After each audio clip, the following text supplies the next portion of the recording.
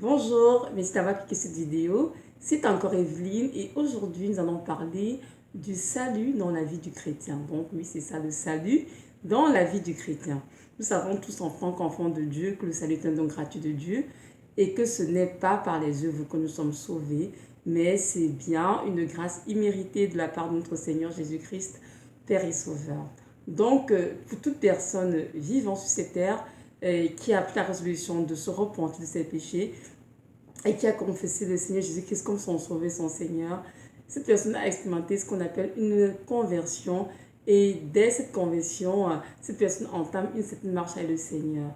Et d'ailleurs, et aussitôt que cette personne est convertie, son nom est inscrit dans un livre qu'on appelle le livre de vie. Et ce livre se trouve au paradis près du Seigneur. Maintenant, la question est celle-ci. Est-ce qu'un chrétien peut perdre son salut? C'est-à-dire, est-ce que le nom d'un chrétien déjà inscrit dans le livre pourrait être effacé? Donc, c'est la réponse à cette question qui fera l'objet de cette vidéo.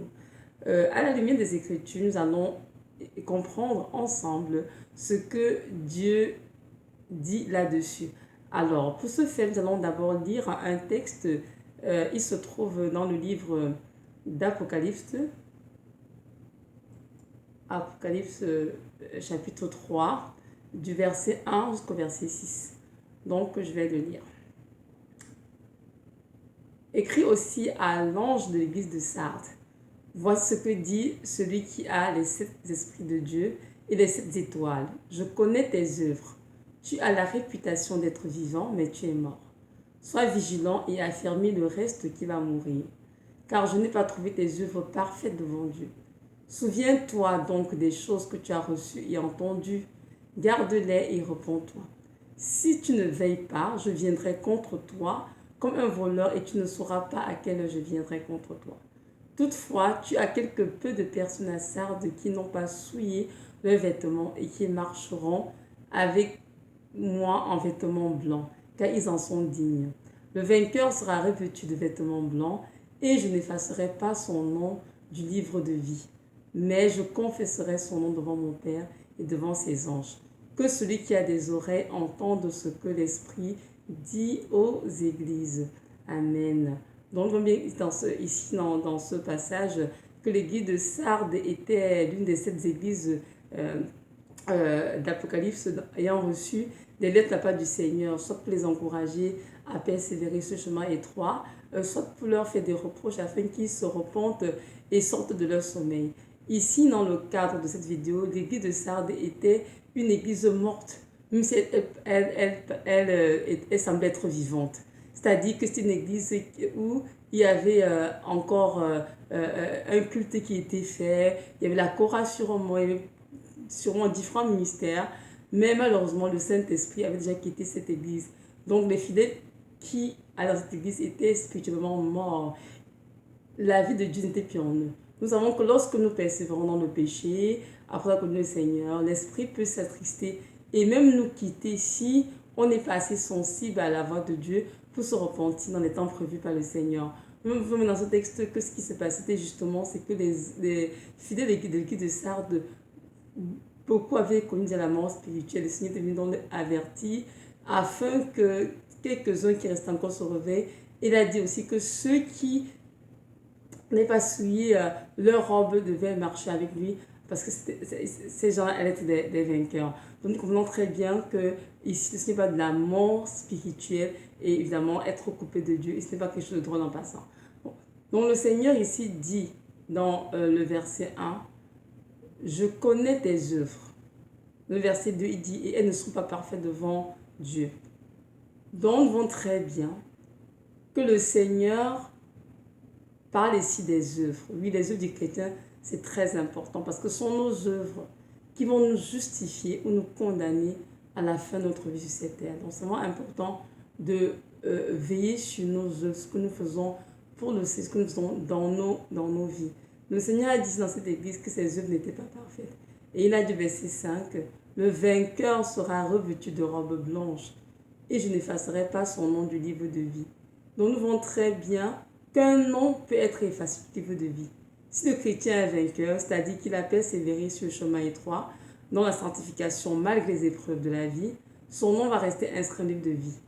Mais s'il, et il sera revêtu de robe blanche, pardon, mais si ce chrétien est vaincu, c'est-à-dire il n'a pas pu vivre la vie que Dieu avait prévue pour lui, il ne sera pas dans revêtu de robe blanche. Au contraire, il sera nu, et qu'on parle de nudité ici, elle est bientôt elle est bien sûr spirituelle, parce que c'est là qui indiqué à présent de péché dans cette personne, et cette personne, son nom sera effacé du livre de vie. Donc nous voyons très bien que c'est important vraiment de veiller sur notre marche chrétienne. Notre vie au Seigneur, c'est une bonne chose, mais à partir du moment où nous donnons notre vie au Seigneur, c'est important de veiller sur notre marche chrétienne, de voir ce que nous faisons avec nos vies. Donc voilà. Maintenant, je me pose la question, qu'est-ce qui fait en sorte qu'un nom peut être effacé du livre de vie ou demeurer inscrit dans le livre de vie? Évidemment, ce sont les œuvres du chrétien, on vient de parler. Nos œuvres en tant que chrétiens sont déterminantes si on va être dans le livre de vie ou pas à la fin de nos vies. Il est important que nous sachions que chaque être humain sur cette terre a un livre avec son nom inscrit dessus. Et ce livre se trouve au ciel. Et chacun a son nom inscrit dessus en or. Et c'est dans ce livre que sont inscrites toutes les œuvres de chaque être humain depuis sa naissance. Et mais une fois que cette personne donne sa vie au Seigneur, après une repentance sincère, le Seigneur lui pardonne tous ses péchés. Peu importe le nombre, si la personne a tué, elle a volé, elle a menti, avorté, pratiqué la sorcellerie, bref, peu importe le péché que la personne a commis avant, le Seigneur va lui pardonner tous ses péchés et va effacer toutes ses œuvres mortes complètement de son livre. Et maintenant, là, le chrétien a été purifié par le sang de l'agneau. Il va donc débuter une marche avec le Seigneur. Et cette marche, évidemment, c'est pour aller au ciel. Et durant cette marche qui le conduit donc vers le paradis, qui sera sa demeure finale, qui sera cette terre, cette personne a commencé à avoir des œuvres, mais il faudrait que cette fois-ci, que ces œuvres soient en conformité avec la parole de Dieu. Pourquoi? Parce que les œuvres du chrétien seront à nouveau inscrites dans ce même livre qu'il avait avant. Et ce sont de nouvelles œuvres. Et ces œuvres doivent être en conformité avec la parole de Dieu. Car c'est par ces œuvres qu'il sera justifié ou condamné à la fin de sa vie. Donc on voit que la façon dont nous marchons avec le Seigneur est très importante et doit être prise vraiment au sérieux. Il y a beaucoup de gens qui ont tendance à entendre ces paroles comme quoi tu donnes ta vie au Seigneur une fois pour tout, c'est correct, tu peux faire ta vie ce que tu veux et après tu entreras au ciel. Mais je peux vous dire que ce n'est pas ce qui se passe dans la réalité. Le Seigneur a des standards vraiment très élevés. Pour entrer au ciel, il a dit rien d'impur d'entrer au ciel. Et pour cela, il faut vraiment que nous prenions conscience que ce n'est pas un juste une blague, mais que l'enfer est réel, le ciel est réel, mais que pour entrer au ciel, il faut vraiment porter du fruit digne de repentance. Il est vrai que ce ne sont pas par les œuvres que nous sommes sauvés, c'est un don gratuit de Dieu, c'est vrai. Mais une fois que nous sommes sauvés, une fois que nous avons été éclairés par le lumière de Christ, notre foi en lui doit être accompagnée des œuvres conformes à la parole qui nous a été enseignée. Nous devons porter des fruits dignes de repentance, c'est vraiment très important. Donc nos œuvres charnelles doivent disparaître pour faire place aux bonnes œuvres dignes d'un enfant de Dieu. Des œuvres conformes à la saine doctrine. C'est sûr que c'est pas évident, mais nous devons comprendre que lorsque nous donnons nos vies au Seigneur, nous commençons donc à nous dépouiller des œuvres de la chair, hein, tout ce qui était mensonge, impudicité, fornication, vol, mon Dieu, j'en passe, pour maintenant nous revêtir de Christ, vraiment, les armes de lumière qui sont conformes au fil de l'esprit, à tout ce que nous faisons pour le Seigneur. Donc, c'est la raison pour laquelle l'apôtre Jacques a dit la foi sans les œuvres est morte. Et ça a beaucoup de sens parce qu'il dit la parole, si tu crois qu'il y a un Dieu, tu fais bien. Mais les démons aussi croient qu'il y a un Dieu, ils tremblent devant lui. Donc, on de dire que croire qu'un Dieu existe, ce n'est pas assez. Si tu crois que Jésus-Christ existe et que ton sauveur, tu fais très bien. Mais ce n'est pas suffisant. Il faudrait que ta vie de tous les jours prouve que tu es un enfant de Dieu et qu'on puisse voir une différence notable entre ta vie d'avant et ta vie de maintenant. Donc, c'est pour ça que c'est vraiment très important de vraiment veiller sur nos œuvres.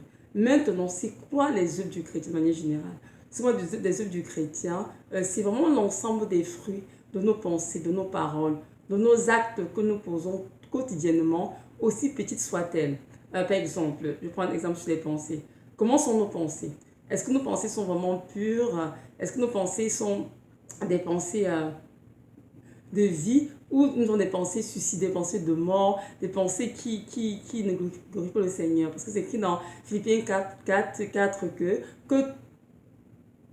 que tes pensées soient l'objet, que tout ce qui est pur, tout ce qui est juste, tout ce qui est vrai et tout ce qui est digne de louange, de vertu sur de nos pensées. Donc, en tant qu'enfant de Dieu, nous devons veiller à avoir des pensées qui sont soumises aux pensées du Père. Pas des pensées impures, pas des pensées négatives, pas des pensées pour nous détruire. Non, nous devons vraiment veiller sur nos pensées et vraiment nous assurer que nos pensées glorifient le Seigneur. Et si on a du mal avec cela, nous devons aller à la prière, prier afin que le Seigneur nous aide à avoir des pensées qui le glorifient. Aussi, nous prenons exemple sur les fruits de nos paroles. Avec nos bouches, qu'est-ce qu'on fait? Est-ce qu'on maudit ou on bénit ceux qui nous entourent?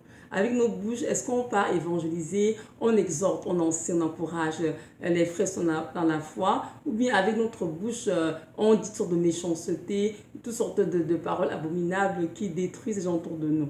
C'est important, bien aimé, de veiller sur nos paroles aussi. Maintenant, nos mains. Avec nos mains, quelles sont nos mains? Est-ce qu'on travaille pour pouvoir soutenir les besoins de notre famille, aider une personne de besoin, prendre soin de notre famille, aider nos enfants à travailler? Qu'est-ce qu'on fait avec nos mains? Ou bien nos mains, on les utilise pour aller voler, pour faire des choses abominables qui attristent le Saint-Esprit. C'est important de ce qu'on fait avec nos mains. Maintenant, nos pieds. Où est-ce qu'on fait avec nos pieds? Est-ce qu'on va de lieu en lieu évangéliser avec nos pieds? Ou est-ce qu'on utilise nos pieds pour aller dans des endroits abominables comme dans les boîtes de nuit, aller chez les marabouts, les médiums, les sorciers? Bref, faire toutes de choses dans des endroits qui ne glorifient pas le Seigneur. Donc, nous devons comprendre que c'est vraiment très important de vraiment veiller sur nos vies. Car nos œuvres sont vraiment importantes dans le Père et nous devons faire attention à notre marche chrétienne. Parce que durant la marche chrétienne, évidemment, il se produit la sanctification qui est un processus justement. Parce que Dieu, durant ce temps, une fois encore sur terre, il nous détache de manière progressive des choses mondaines pour que nous attachions aux choses célestes qui font sa gloire. On se souvient qu'avant, nous marchions de telle manière, on s'habillait de telle manière, on parlait de telle manière comme dans le monde, on faisait n'importe quoi de nos vies, on parlait n'importe comment. Mais une fois qu'on est venu à Christ, nous commençons à être en contact avec la parole, qui est une véritable lampe à nos pieds, hein, comme c'est écrit dans 119, et une lumière notre sentier. Donc cette parole, qui est la vérité, vient maintenant nous aider à relever nos pensées, que nous puissions maintenant, que nos œuvres changent. Et c'est très important qu'il y ait vraiment une transformation qui se produise en nous lorsque nous avons connu Christ. C'est sûr que c'est pas facile, mais par la grâce de Dieu, on peut y arriver parce que le Seigneur est toujours avec nous. Et si nous crions à lui, donne de l'aide, il viendra nous aider parce que c'est sa volonté que nous nous sanctifions et que nos œuvres soient trouvées juste devant lui. C'est sûr que c'est pas facile la marche chrétienne. Ce chemin étroit, il y a vraiment beaucoup d'épreuves, beaucoup de souffrances, de brisements, de larmes qui sont versées. Mais le Seigneur a dit qu'il sera toujours là pour nous aider. Et c'est à notre faiblesse d'ailleurs que sa puissance se manifeste. Donc si nous crions à lui, vraiment, le Seigneur viendra nous aider à nous sanctifier et vraiment pratiquer les œuvres qui donnent gloire à son nom. Nous allons lire un autre passage de la Bible qui démontre bien que notre Dieu n'a pas changé et qu'il est le même hier, aujourd'hui et éternellement. Ce passage se trouve dans le livre d'Exode, Exode 32, Exode 32, versets 30 à 35. Donc, je vais le lire. Exode 32, versets 30 à 35. Pardon. Voilà, c'est ça.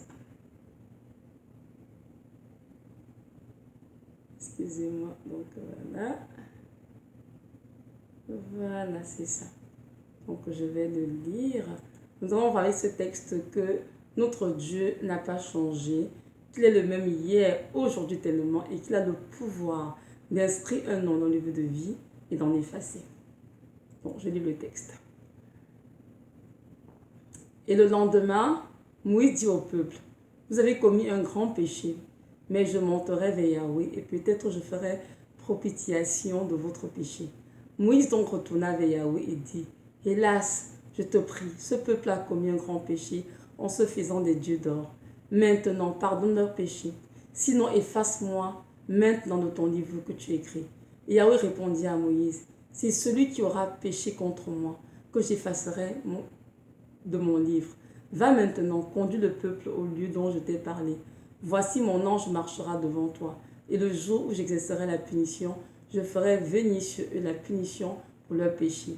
Ainsi Yahweh frappa le peuple parce qu'il était l'auteur du veau qu'Aaron avait fait.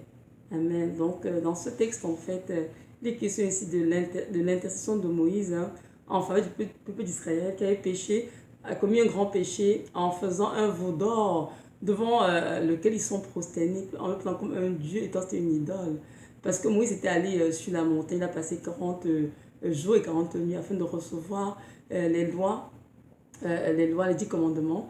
Et à son retour, le peuple d'Israël avait mis une pression énorme à son frère Aaron et celui s'est fait fabriquer un veau qui les servira de Dieu. Donc on voit bien que le Seigneur n'était pas du tout content, il était très irrité. Il a dit Moïse a dit efface dans mon nom de ton livre que tu écris. Et Yahweh a dit non, c'est celui qui aura péché contre moi que j'effacerai de mon livre. Nous voyons très bien que le Seigneur a le pouvoir d'inscrire un nom dans le livre de vie, de ce pouvoir d'en effacer. Ce sont des choses qui ne glorifient pas son nom. Donc c'est vraiment important, bien aimé dans le Seigneur, de vraiment veiller sur notre marche avec le Seigneur et de ne pas s'amuser à jouer le péché. Il faut que nous ayons de la haine pour le péché et que nous puissions prier tous les jours afin que le Seigneur nous aide à pratiquer les œuvres qui glorifient son Saint-Nom.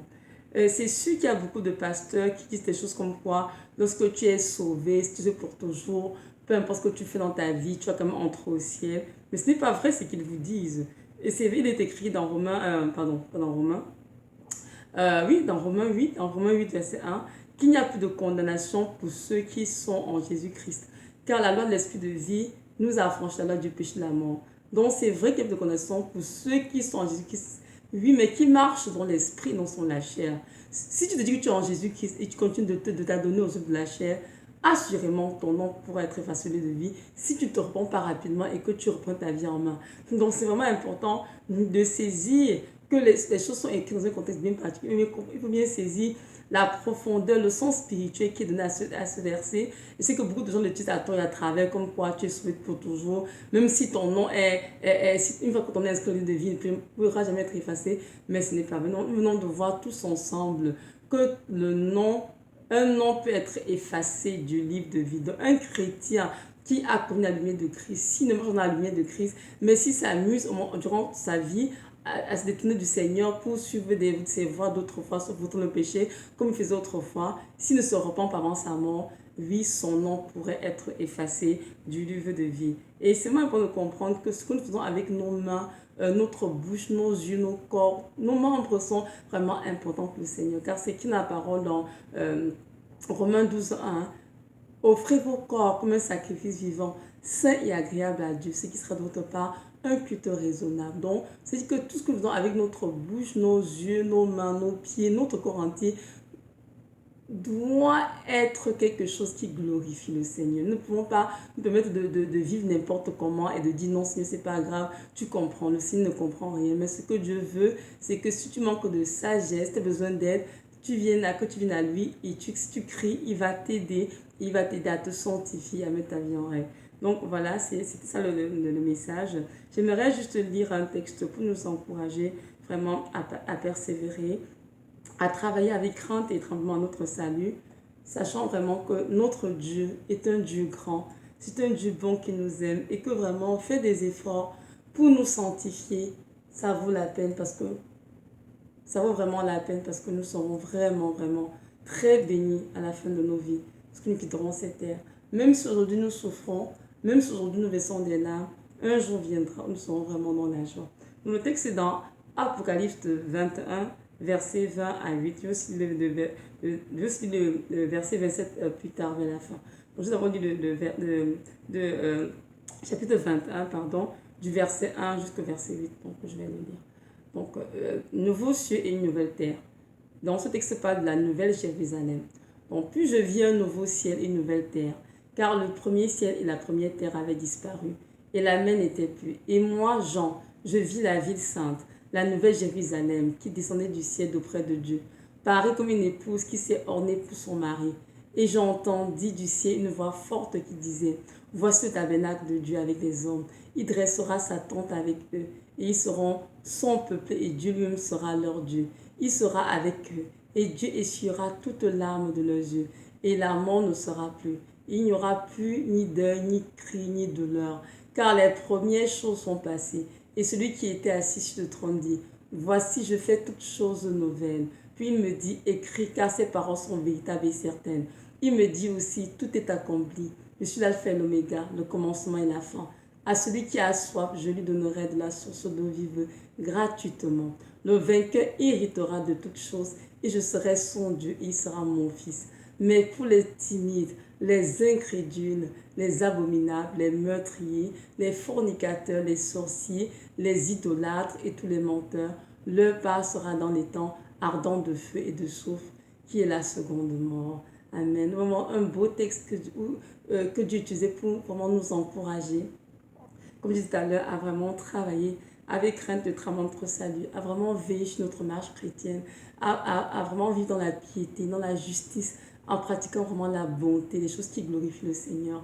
Oui, même si la marche n'est pas évidente, elle est très difficile, je sais, c'est pas évident. Moi, je souffre beaucoup de plusieurs choses, mais nous savons que le Seigneur nous a promis que nous allons le voir face à face et qu'il essuiera toute larme de nos yeux. Amen. Et que l'amour ne sera plus. Il n'y aura plus ni deuil, ni cri, ni douleur, car les premières choses sont passées. Donc un jour, on sera dans le trône de Dieu, on le verra face à face, on sera dans la joie et on va oublier toutes les souffrances endurées ici-bas. Et ce sera notre grande récompense d'être enfin dans la présence de notre Maître. Donc nous aussi, à toujours le même chapitre, Apocalypse 21, le dernier verset 27 qui dit ceci, il n'entrera chez elle rien de souillé, ni personne qui s'abandonne à l'abomination et au mensonge, mais seulement ceux qui sont écrits dans le livre de vie de l'agneau. Amen. Donc nous voyons très bien que c'est vraiment important de vivre une vie de piété, de marcher dans la sanctification, afin que nos noms demeurent écrits dans le livre de vie de l'agneau. C'est important. N'oublions pas que même lorsque c'était sur terre, il a envoyé ses disciples faire le ministère deux par deux. Ce qu'ils sont revenus, ils ont dit, oh Seigneur, les démons nous sommes soumis. Et le Seigneur leur a dit, oui, j'ai vu Satan tomber du ciel comme l'éclair, mais cependant, ne vous réjouissez pas de ce que les démons vous sont soumis, mais réjouissez-vous de ce que vos noms sont inscrits dans le livre de vie. Oui, bien aimé le Seigneur, c'est important que nous assurons tous les jours que nos noms sont écrits dans le livre de vie, car c'est ça qui est le plus important. C'est pas tant avoir un grand ministère, avoir un grand titre, avoir des diplômes ici-bas, avoir une grande maison, une super voiture, avoir tout de l'argent, de luxe, ou bien avoir un grand ministère qui fait ci, qui fait ça. Non, c'est vraiment d'être en relation avec le Père, d'avoir une bonne relation d'intimité avec le Seigneur Jésus-Christ de Nazareth, de l'aimer, de le servir, et vraiment de vivre une vie de piété qui honore son nom, et de nous assurer vraiment par nos œuvres que nos noms demeurent inscrits dans le livre de vie. Donc voilà, c'était vraiment ça mon message. Soyez richement bénis dans le précieux nom du Seigneur Jésus de Nazareth, et vraiment recherchons la paix avec tous et la sanctification sans laquelle personne ne verra le Seigneur. Amen.